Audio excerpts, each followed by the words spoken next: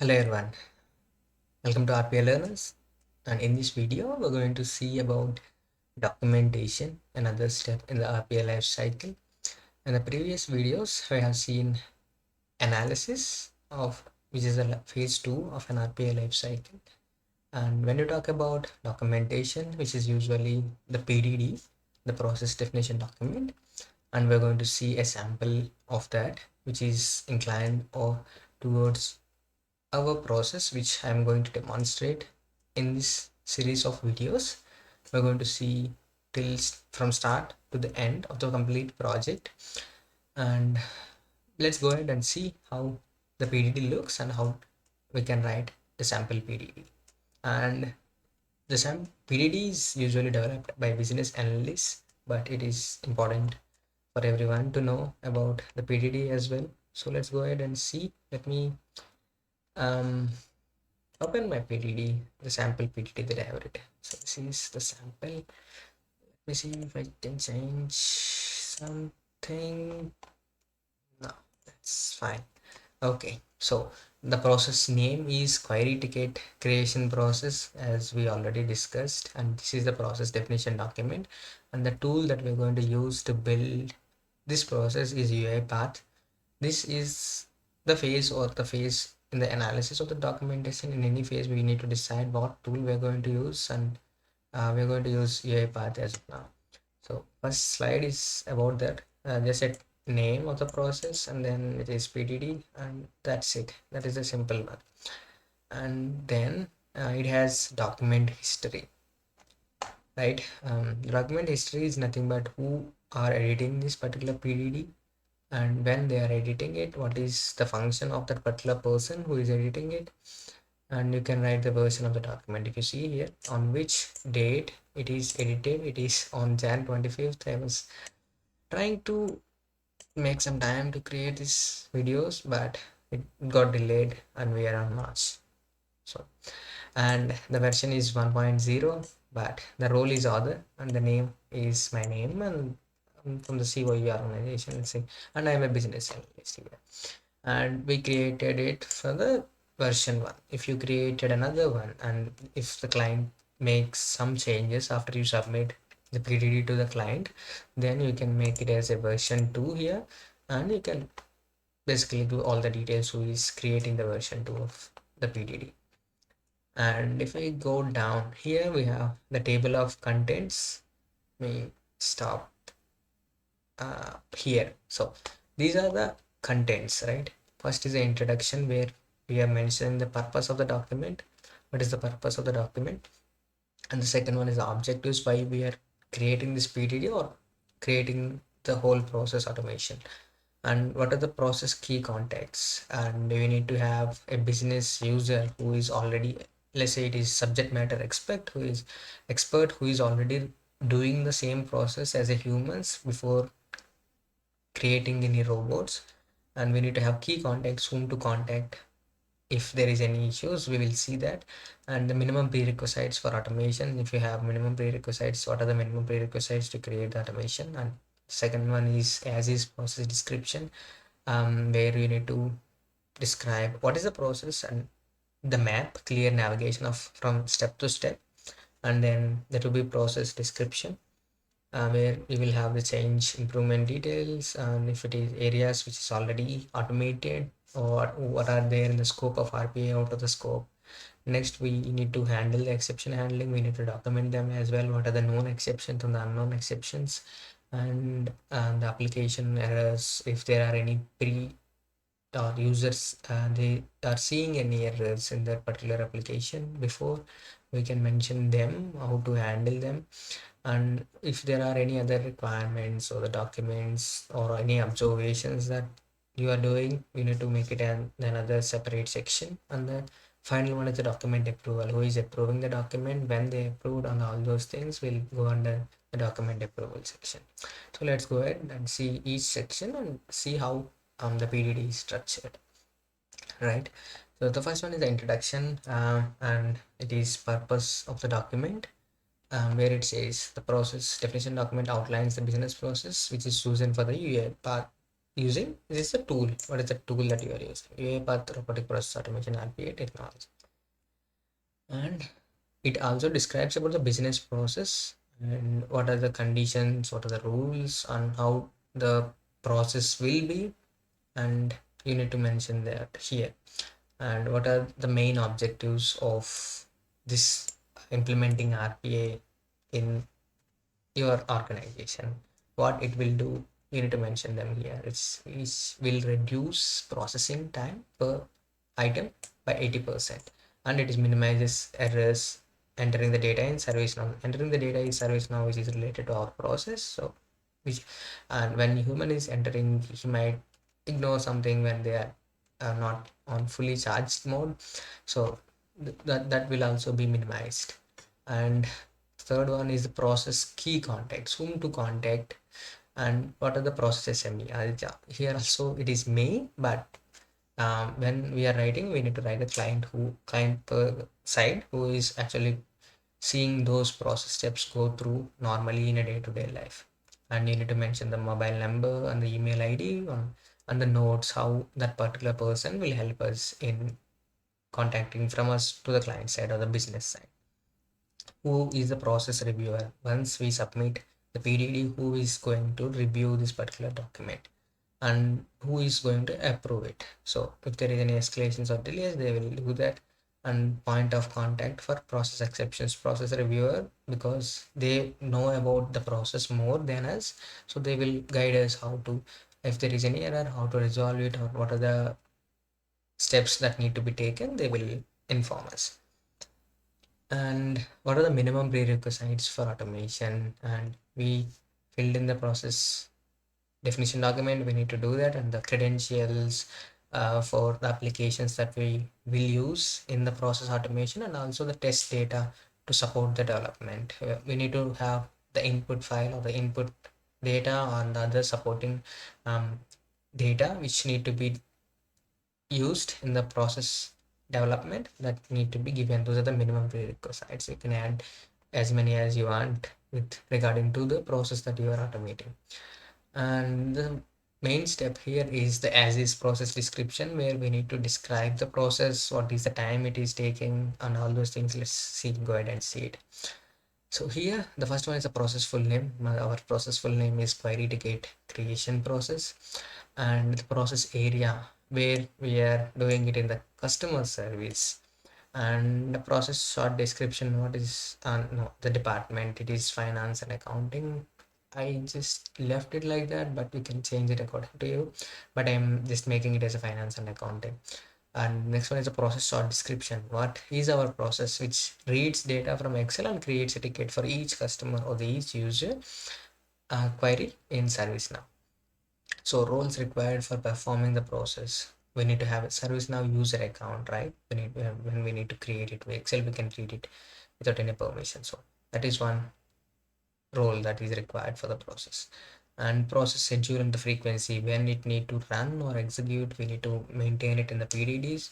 And also how many items the manual user or the normal person will process in a month. Let's say we are entering 4,500 tickets in a month, the normal user. So what need to do that particular process with the bot.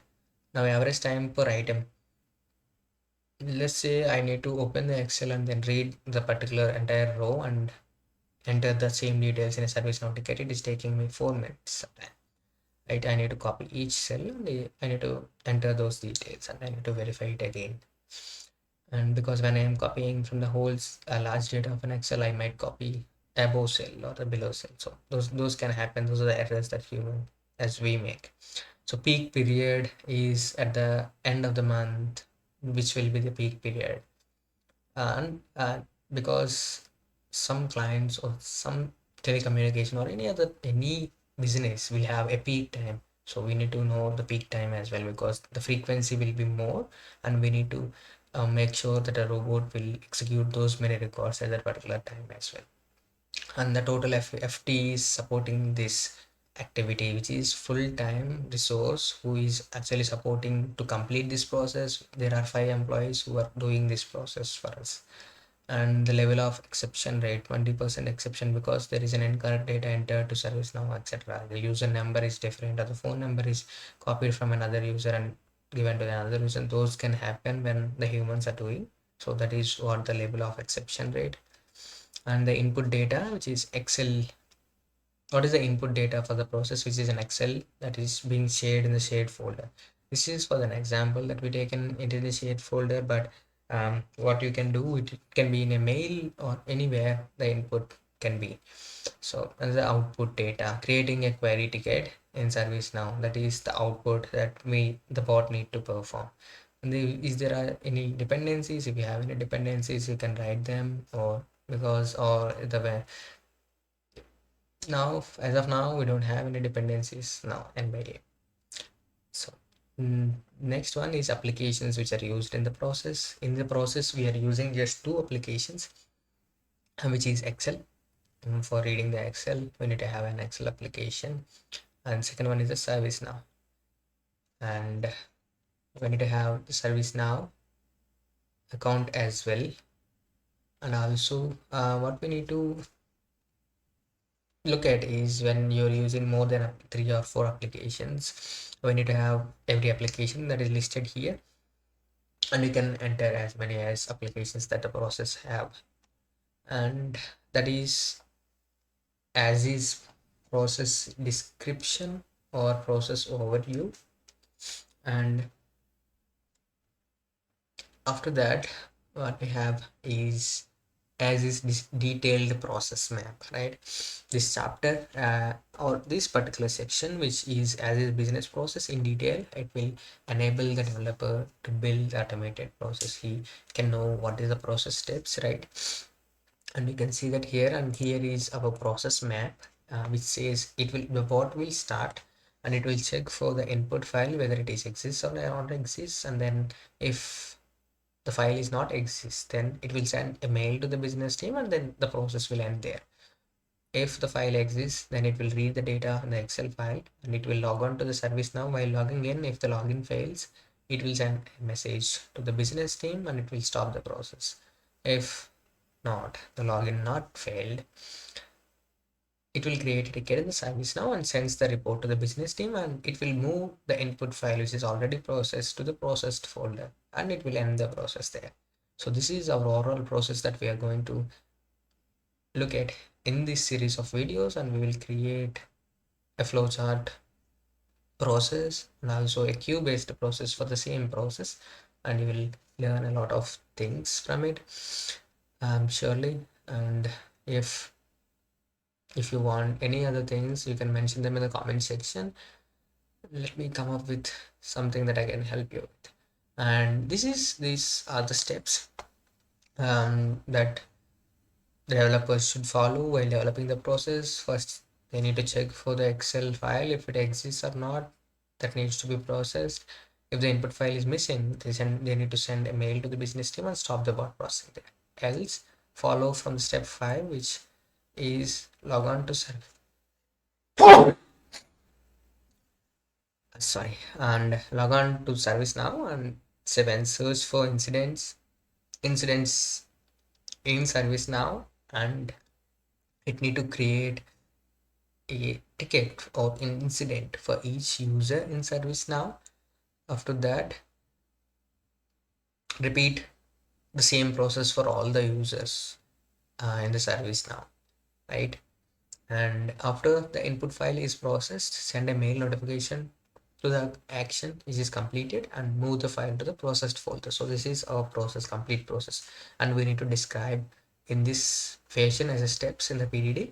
So this is the as is process, and there is another section which is additional sources of process documentation, where we need to have a list of documents which are supporting to the process or a process recordings, and where are the links, where the recordings located, and where is the documentation, where the documents located, or any other documentation that is required for this process. Because whenever you complete the overall development of the process, and let's say after 1 year there is another change request that you need to do in the same process, and another person in the team wants to work on it, they need to know the documentations where they are present, and also they need to know the recordings where they are present, and this PDD will help them to understand the process better and work on the new change that came up. So this is the video recording of the process, or you need to insert the links for the sample of that.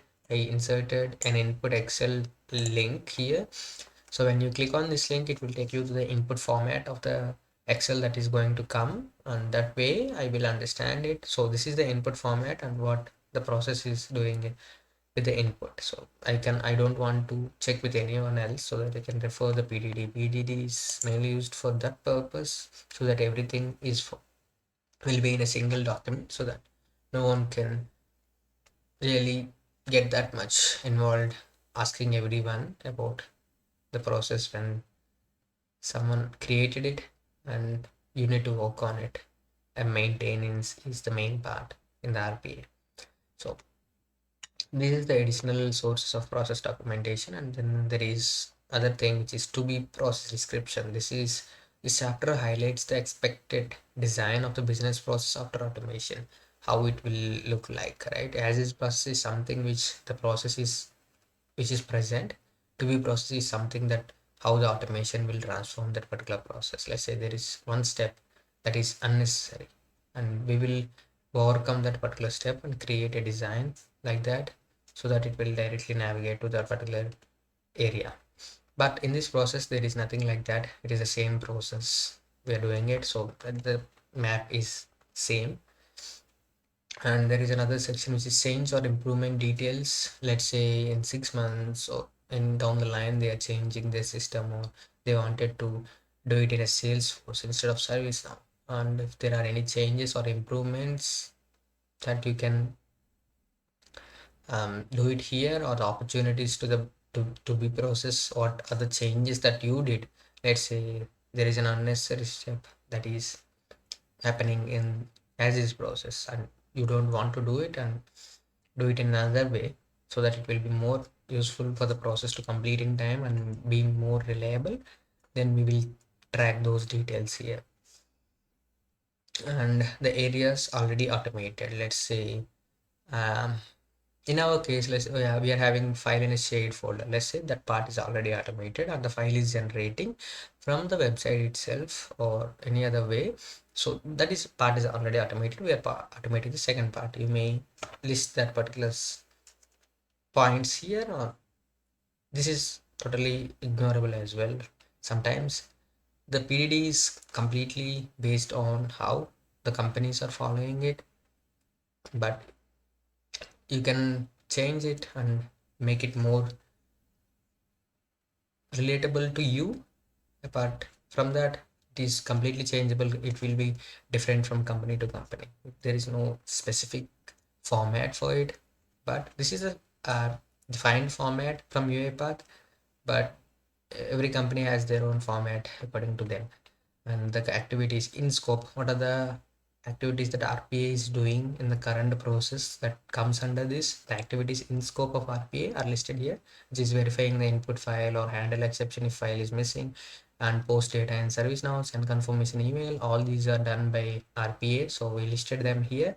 What are the out of scope of RPA? Bulk creating of tickets in ServiceNow unless we are using an API. If you want to create tickets from ServiceNow user interface, then we can only create a single ticket at a time. So bulk creating of tickets is out of scope as of this process. If we use APIs, then we can do the bulk creating of tickets as well. And the main section, which is business exceptions handling, and there is something that you need to know, which is known exception and then unknown exception. Known exception is something which is previously occurred when the human is doing with the process. An unknown exception is something which the user never expected that to happen while doing the process, so they don't tell us anything about that particular exception, but when the process is running with the robot, it may occur with that particular error. So that is called an unknown error. And known exceptions, you can handle those known exceptions here. And I also listed some of the known exceptions which might happen. So what is the first one is the missing input file. and that is one of the known exceptions. Sometimes the file might miss from the folder because it may not be generated from the other website that we already talked. So it will be in the step 2. If the file is missing, we need to send this particular mail to the business users, says that the shared folder is missing the input file, please verify the file, the input file is generated. So we can write a sample text. And second one is ServiceNow login fail. Let's say sometimes ServiceNow login might fail, and then you need to send them this particular message or any message that you need. And tickets created successfully, when the process is completed successfully, the business users need to know that the process is successful, so send another mail. So these are the known things that you need to do, right? And unknown exceptions, if there is an unknown exception, take the screenshot of it, share it with this particular mail ID so that they will see it and they will reply us what to do and how to go through that error, or if you want, we can report it and they will take it the manual action which is needed, or they will tell us the steps which we need to follow further. And application error under exception handling, and this we already discussed about the known and the unknown, where known errors or exceptions, and we need to what we are actually doing there. If the access of the shared folder, which is error message, mail to the business team, what they have to do. If ServiceNow fail, you need to send an exception with the screenshot to the RPA supervisor so that you will get an access. So these are something whom to contact, of what you need to do if this particular exception is happening. If there is any unknown errors, then you need to mail directly to the client so that you can get the resolution steps for it.